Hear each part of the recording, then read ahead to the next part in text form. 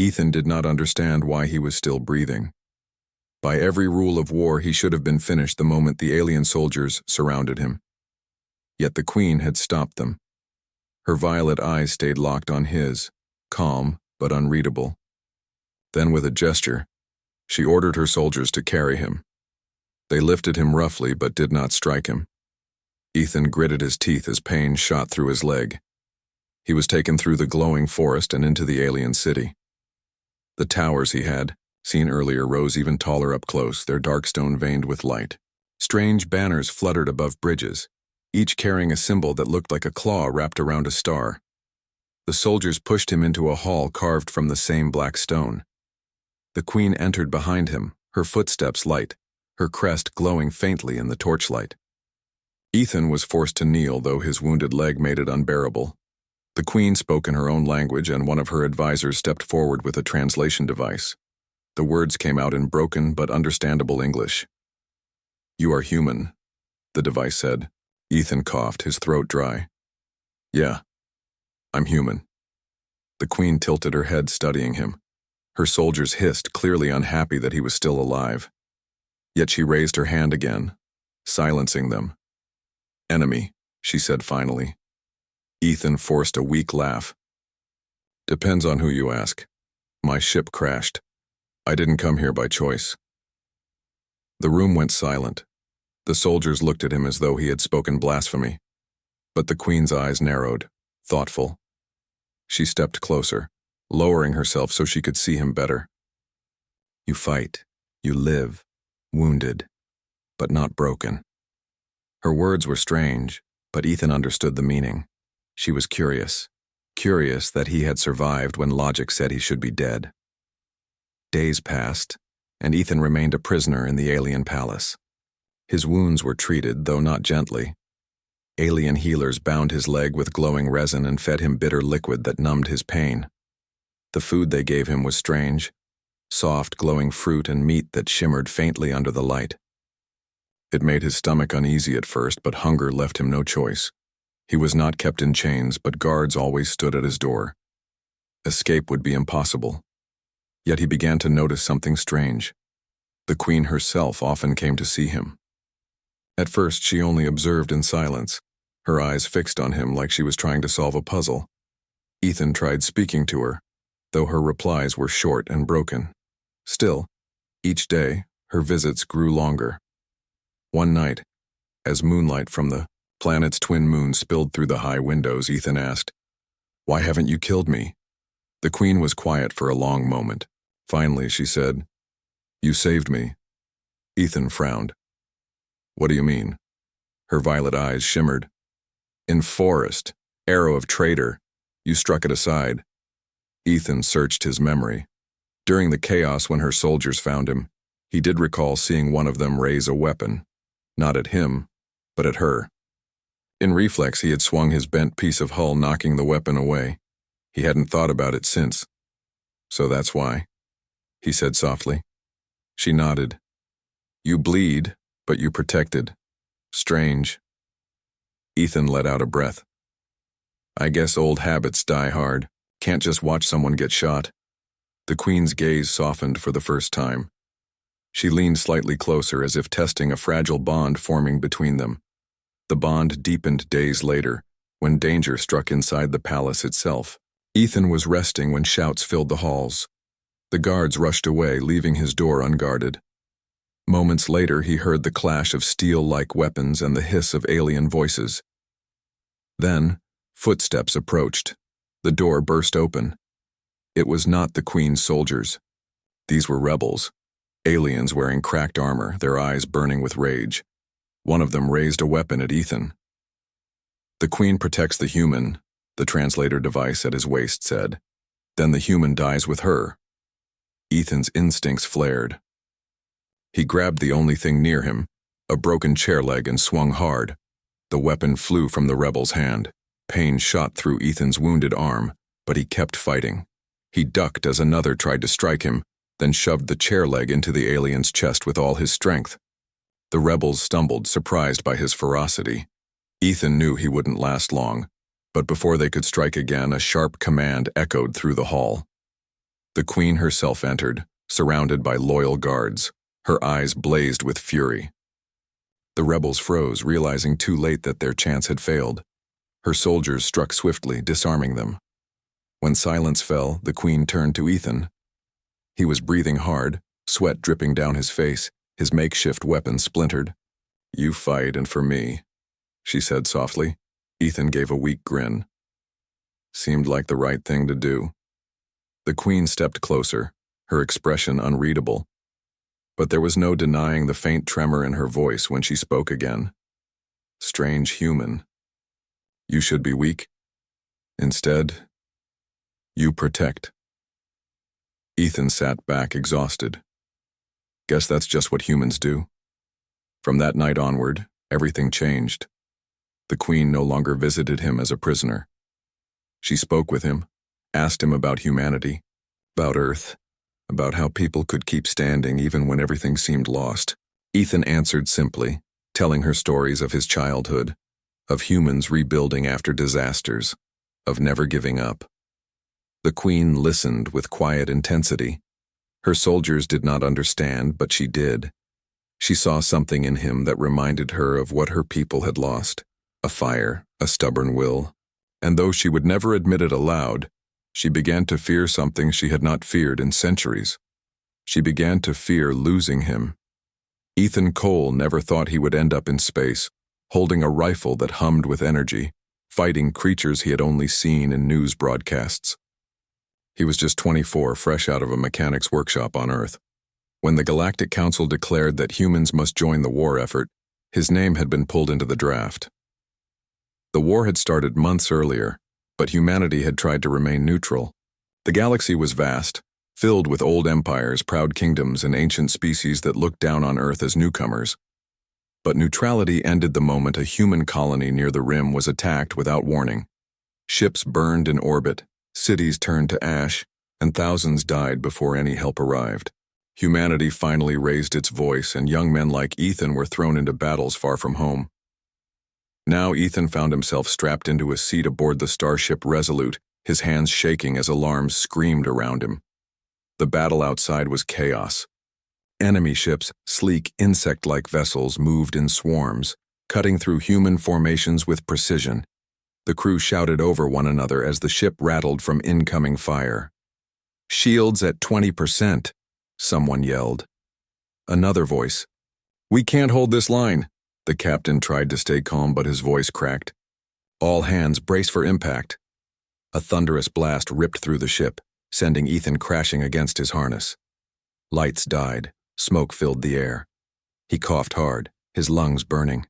He struggled free, trying to reach the escape pods, but the corridor ahead was filled with fire and debris. He made it halfway before another explosion shook the vessel. The floor split beneath his feet and he fell. His last memory of the ship was the sound of tearing metal before everything went black. Ethan woke to silence. His head throbbed, and his side ached with sharp pain. He blinked, realizing he was lying on rough ground. Not metal floors, dirt. He looked up and saw a sky filled with two suns, gold and blue, casting strange shadows across jagged hills. His ship must have crashed on some alien world. He pushed himself up, groaning, and checked his wounds. His left arm was cut badly, blood drying in streaks. His leg hurt when he tried to stand, but he managed to limp forward. In the distance, smoke rose from the broken remains of the Resolute. Pieces of hull glowed with fading heat. No voices. No movement. He was alone. Ethan's throat tightened. He knew what that meant. His crew was gone, dead or scattered. He was stranded, injured, and deep in enemy space. But he refused to give up. Using a bent piece of hull as a crutch, he made his way toward a ridge for a better view. From there, he saw strange towers in the distance, spires of black stone rising above a forest of glowing plants. The architecture looked alive, as if it had grown instead of being built. He realized then where he was. This was not just any planet. This was one of the enemy's homeworlds. His chest went cold. He should run. He should hide. But where could he go? He had no food, no water, and no working equipment. His only chance was to move forward, even if forward meant danger. He limped toward the alien city. Hours passed before he reached the edge of the forest. The plants shimmered faintly in the twilight, their leaves glowing like lanterns. He moved carefully, trying not to make noise, but exhaustion slowed him down. His body screamed for rest. Then he heard voices, not human ones. He froze, hiding behind a tree. The voices were sharp and clicking, but carried weight, like commands. Shapes moved ahead, tall and slender, armored in chitin-like plates.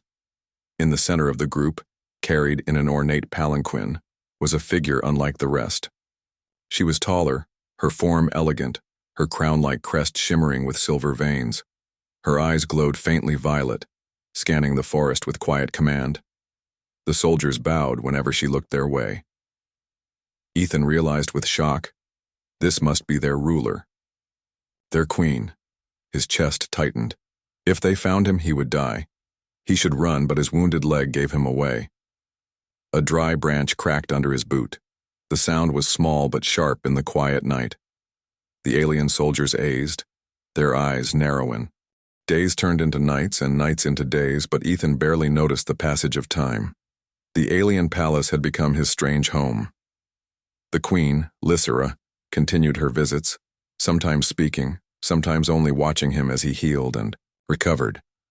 One evening, Lysera led Ethan to a chamber unlike any he had seen before. It was vast, with walls covered in glowing inscriptions. Strange symbols floated in the air, pulsing softly like they had a life of their own. Ethan's eyes widened. "What is this place?" he asked, his voice hoarse. Lysera's gaze softened as she looked at him. "History of my people and our failures." Ethan stepped closer, trying to read the shifting symbols. "Failures?" he repeated. She nodded slowly. "Council betrayed us. Others promised peace. Instead, they pushed my people into war. We were not ready. Our fleet shattered. Many died." Ethan's chest tightened. He understood betrayal all too well, but hearing it from her mouth made it real. "So, you're fighting not because you wanted war, but because someone else forced you?" Lysera's eyes glimmered faintly, violet. "Yes, and still I must survive. My people must survive." Ethan swallowed hard. He had never thought of an enemy like this, as a leader, burdened by responsibility and fear. He looked at Lysera not as a queen, not as a ruler of an alien race, but as someone carrying impossible weight. "Humans," he said finally. "We've been in wars too, many times, but we never give up. Even when we're beaten, even when we're outnumbered, and we stand again." Lysera studied him, her violet eyes narrowing slightly. "You speak of hope." Ethan shrugged. "Maybe, or stubbornness. Either way it works." She tilted her head, a faint curve of something like a smile forming on her face. "Humans. Strange." For the first time, Ethan felt a small bridge forming between them. He realized she wasn't just curious about him, she was learning, listening, understanding, and in turn, he began to see her not as an alien ruler, but as a living being with fears, hopes, and doubts. A few days later, the palace was shaken by more than politics. Rumors of an attack reached Lysera. Word came that a group within her council sought to overthrow her, believing she had been too lenient with the human prisoner. Ethan watched as her face hardened, her graceful movements becoming sharp, commanding. "You are brave," Lysera said quietly to him, her voice almost a whisper, yet heavy with authority. "I will not let them harm you." Ethan shook his head. "I can't let you fight alone either." Her violet eyes softened again, and for a moment, she looked almost vulnerable. "You would risk your life for me?" "Yeah," he said. "Simply. Seems fair. You saved mine first." She studied him in silence, then nodded. "Very well, we faced them together." That night, as the stars glimmered above the palace, Ethan found himself standing beside Lysera in the central hall. Her loyal guards formed a circle around them, but it was clear the danger was inside the walls, not outside. A sudden shout rang, "Out!" The rebels had arrived. They were fierce, armored in jagged plates, their weapons glowing red in the dim light. But Lysera did not flinch. She raised her hand, and her soldiers moved in precise, deadly formation. Ethan's heart pounded as he realized the scale of the threat. This was not just a fight for survival. It was a test of loyalty, strategy, and courage. He had no weapons, no proper armor, yet he refused to stay behind. Lysera noticed his hesitation. "Stay close," she said simply. Ethan nodded. He followed, her limping but determined as the rebels clashed with the Queen's loyalists. Sparks flew. Energy blasts lit the chamber, and the air filled with the hiss of alien language and the roar of metal against metal. Despite his injuries, Ethan found himself reacting on instinct. He ducked, rolled, and even managed to shove one of the attackers aside, buying precious seconds for Lysera's soldiers to strike. Every movement was exhausting, but he felt alive in a way he never had before. Then a rebel lunged at Lysera with a sharp crystalline blade. Ethan acted without thinking, rushing forward to push the attacker away. Pain shot through his arm, and he fell to one knee, but the Queen remained unharmed. Lysera's gaze met his, her violet eyes intense. "You protect still?" she asked. Ethan grinned, blood dripping down his cheek. Still. The Queen's soldiers quickly subdued the remaining rebels. Silence returned to the hall, broken only by Ethan's heavy breathing. Lysera approached him, her expression unreadable, yet her eyes betrayed something new: respect, admiration, and something that felt almost like relief. "You are different," she said softly. "Not like others." Ethan shrugged, trying to hide his exhaustion. "Maybe humans are always a little different." Lysera studied him for a long moment, then nodded. "You show what we lost: strength, courage, and hope." For the first time, Ethan felt the weight of her words. He had never thought of himself as extraordinary. Yet, in the eyes of this alien queen, he was more than a survivor. He was a symbol of something larger, something that could change the future. And deep inside, Ethan realized he felt something unexpected. A connection, fragile but real, was forming between him and Lysera. Not just prisoner and queen, but two beings who understood what it meant to fight, to survive, and to hope. The galaxy outside might be burning with war, but inside that palace, in that strange glowing chamber, Ethan and the alien queen shared a fragile alliance. One built not on orders or rules, but on trust, bravery, and the quiet understanding that sometimes survival depended on more than strength. It depended on courage and the willingness to stand for each other. Ethan could feel the weight of responsibility pressing on him. Every day, he watched Lysera move through her palace with grace, yet tension shadowed her every step. Her people whispered of rebellion, and the Council's forces were massing outside the planet. The alien queen, proud and fearless, had no time for weakness, but even she needed help. Ethan had an idea. During the brief moments when her advisors were distracted, he searched the palace. He found an old communication device, dusty and partially damaged. It was human-made, possibly left by previous explorers or traders. His heart raced.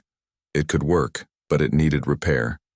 For hours he worked quietly, using fragments of tools he had in his pack. Sparks flew, wires crossed, and he cursed under his breath. Lysera appeared at the doorway, watching silently, her violet eyes unreadable. "You work human?" she asked. Ethan wiped sweat from his brow. "Yeah, I'm trying. This device, it might call for help." The Queen stepped closer. "Call humans?" "Yes. Our fleets are nearby. They can fight for you, but only if I reach them." Lysera's eyes widened slightly. Asking for help from another species had been forbidden by her council. Yet she did not stop him. Instead, she nodded. "Then, do it. But careful." Ethan gave a small, determined smile. "Careful is my middle name." Days passed in tense preparation. Ethan worked on the device, repairing circuits and rewiring damaged panels. Each night, Lysera would come to observe him. Sometimes she spoke, sometimes she just watched. "You fear council," Ethan said one night. Lysera's lips curved faintly. "Yes, they would kill both of us if they knew." He shook his head. "They won't. Not if we're careful." Her violet eyes softened. "Careful is not always enough."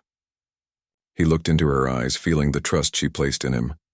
"Sometimes courage is enough," he said quietly. The Queen stared at him for a long time. For the first time, her pride gave way to something softer, almost human. "You inspire," she said finally. Ethan chuckled. "Inspire? That's a new one." She tilted her head. "Yes, new." The moment of truth came unexpectedly. The palace alarms blared. Scouts reported enemy ships approaching the planet. The Council's armies were ready to strike with full force. Lysera's people were brave, but vastly outnumbered. She turned to Ethan. "Now, human?" He nodded. "Yes. It's now or never." Ethan activated the communication device. At first it crackled with static, then a human voice answered, faint and cautious. "This is Commander Halloran of the United Earth Fleet." "Who is this?" "Commander," Ethan said, voice steady despite the pounding in his chest. "This is Private Ethan Cole. I am on planet Lysera 4. The Queen, Lysera. She needs immediate support. Your fleet must arrive now." There was a pause, then the commander's voice. "We've been tracking a distress signal here. You are alive, and the Queen is in danger. Stand by. Reinforcements are on their way." Ethan felt a spark of hope he hadn't felt in weeks. The galaxy was watching, but now humans were coming. Meanwhile, Lysera moved through her palace, gathering her loyalists. She ignored the whispers of betrayal, the fears of her people. Her soldiers, inspired by her confidence, followed without question. Ethan watched her wounded and limping and realized something profound. This queen, proud, powerful, and alien, relied on courage just like humans did. She did not yield to fear even when her world teetered on the brink. Then the rebel faction struck. A sudden explosion shattered the outer hall. Ethan barely ducked as debris fell around him. The Queen's loyal soldiers formed a protective ring. She raised her hand, and a wave of command rippled through the hall. The rebels faltered, unsure how to fight against such disciplined forces. Ethan jumped in, aiding where he could. He pushed a fallen soldier out of the way and threw a piece of debris at an attacker. Lysera noticed his bravery, her violet eyes glowing brighter. She felt a strange warmth toward him, not pity, not fear, but admiration. "You, human," she said under her breath. "Still fight? For us?" "Always," Ethan replied simply, blood and sweat on his face. Lys. The sky above Lysera 4 burned with light. The Council's massive fleet had arrived, their ships casting shadows over the alien cities. But they did not expect what they saw: human warships, shining bright and moving with precise coordination, cutting through the enemy lines. Ethan stood beside Lysera atop the palace's central tower, wind whipping through his hair. His uniform was torn, dust and blood covering him, yet his eyes burned with determination. Around them, the Queen's loyal soldiers prepared for the final confrontation. "This is it," Ethan said, his voice steady despite the tension. Lysera's violet eyes met his. "We survive, or we die," she replied. "But today, we fight as one." He nodded. "Then let's make it count." The enemy fleet descended in a wave of black and red ships, energy cannons blazing. Lysera's people fired from the ground, their weapons firing pulses of light that carved through the attackers. Humans from the fleet struck from above, their energy beams precise and deadly. Ethan fought on the ground, moving from cover to cover. His rifle had been repaired, and he fired at advancing Council soldiers, dodging blasts and debris. Every time he saw one of Lysira's soldiers in danger, he rushed to help. The queen moved through the battlefield like a storm. Her voice rang out, issuing commands, guiding her troops. When a group of enemy soldiers tried to flank Ethan, she appeared, cutting them off with unmatched speed and precision. Together, human and alien fought side by side, surprising the enemy at every turn. Ethan couldn't believe what he saw. Lysira's people, once scared and beaten, now moved with confidence and courage, and he realized something incredible. Humans had given them hope. Hours passed. The battle raged with no sign of slowing. The council's forces adapted quickly, focusing on the palace itself. Ethan saw massive warships descend toward the city, weapons charging. "Lysira!" he shouted over the roar of battle. "They're aiming for the palace." She looked up, her eyes fierce. "Then we protect it. Humans, cover the flanks." Ethan sprinted with a group of human soldiers to intercept the enemy forces. The alien soldiers followed his lead, moving in ways he had never imagined. They adapted quickly, learning from his instincts. Together they became a force neither side had expected. Explosions rocked the ground. Buildings cracked. Debris flew through the air.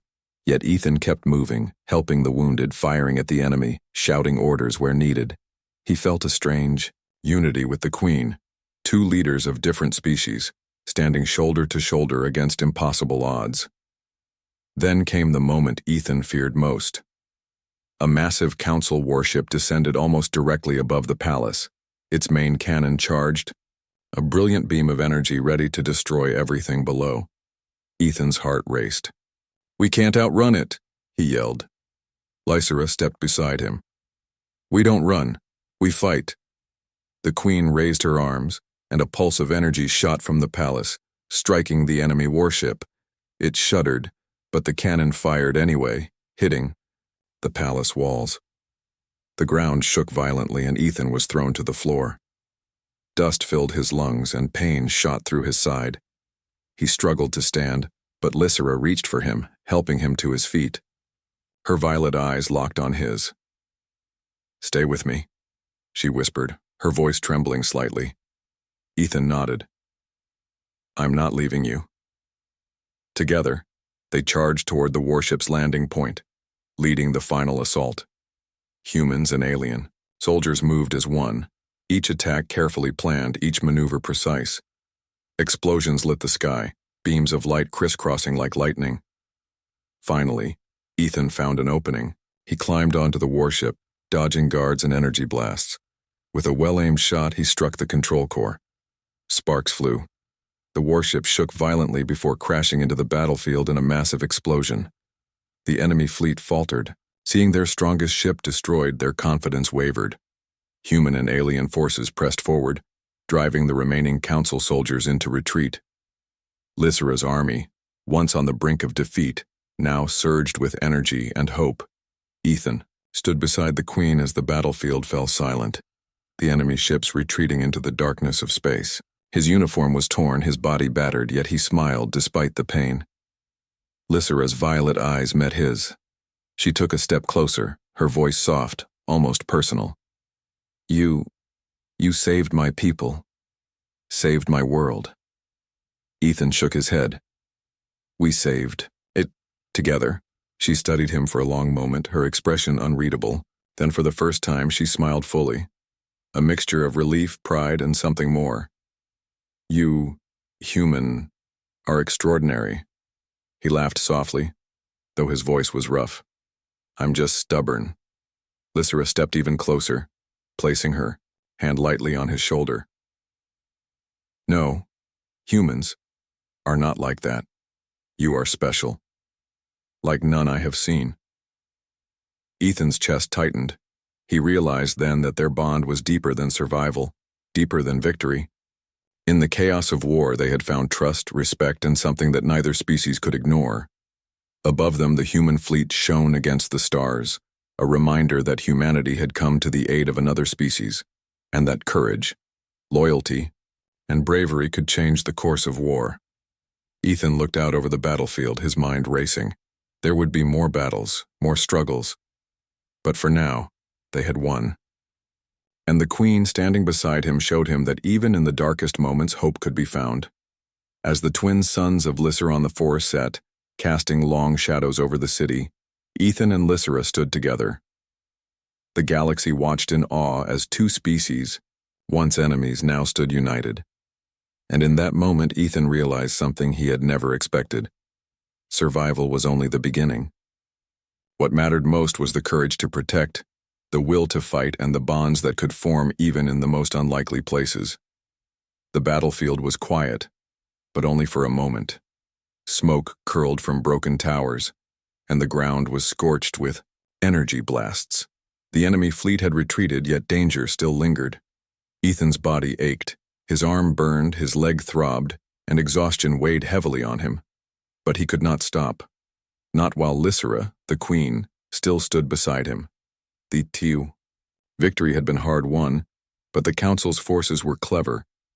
A hidden squad of elite soldiers moved swiftly through the chaos, heading straight for the palace.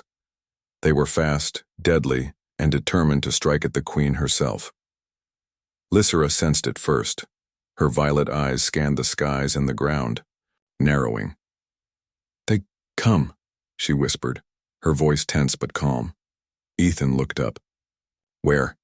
he asked, but she shook her head. "Too late. They reach us soon." Before he could respond, they appeared, elite soldiers, armed with energy blades and shielded armor. Ethan's instincts kicked in. He raised his rifle and fired, but the attackers were too fast, moving with precision he had never seen. One of them lunged toward Lysera. Ethan reacted without thinking, throwing himself in front of her. The blade struck him in the shoulder, sending him crashing to the ground. Pain shot through his body and he gasped, trying to push himself up. Blood seeped from the wound, but he refused to scream. Lysera's eyes widened, her hand reaching for him. "No, stay with me." Ethan struggled to move, his vision blurred. The queen's soldiers rushed forward, striking the attackers, but Ethan was pinned under rubble and debris from the explosion caused earlier in the battle. His rifle fell from his hands. Lysera climbed to his side, her violet eyes wide with fear. You cannot die," she said, her voice trembling. Ethan managed a weak smile. "I don't plan to." But the pain was overwhelming. His breathing was shallow and his strength was fading. He looked at the queen, the leader of this proud species, and realized how much she cared, not just for her people, but now, for him. "Why, help me," he whispered. She knelt beside him, brushing dust and blood from his face. "Because you fight. For us. For me. I cannot lose you." Her voice was soft, fragile, but filled with the weight of centuries of leadership and responsibility. She cupped his face with her hands, violet eyes locking with his. "Please, don't die." Ethan felt warmth in her gaze, a bond that went beyond alliance or friendship. It was trust, respect, and care intertwined. He had faced death many times, but never like this. Never while someone's hope so pure and real rested on him. "I'm still here," he said, voice weak but steady. Lysera's hand stayed on his face.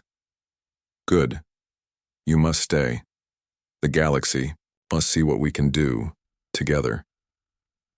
With Lysera's soldiers providing cover, Ethan forced himself to rise. Pain screamed in every joint, but he refused to fall again. He grabbed his rifle, taking aim at the remaining attackers. Each shot was deliberate, precise, fueled by adrenaline and the queen's trust in him. Lysera moved beside him, her own energy pulse weapon cutting through enemies with grace and power. They fought together, human and queen, side by side. Neither yielding. Her voice called commands, inspiring her soldiers, while Ethan's actions gave them confidence. The attackers faltered, realizing their plan had failed. One by one they retreated, leaving the battlefield to the queen and her people. Ethan stumbled, leaning heavily on Lysera. "You saved me," she said softly, her hand lingering on his shoulder. He smiled, though pain twisted his face. "No, we saved each other." Her violet eyes shimmered with emotion. She knelt beside him, placing her forehead lightly against his. You are more than a human. You are my hope.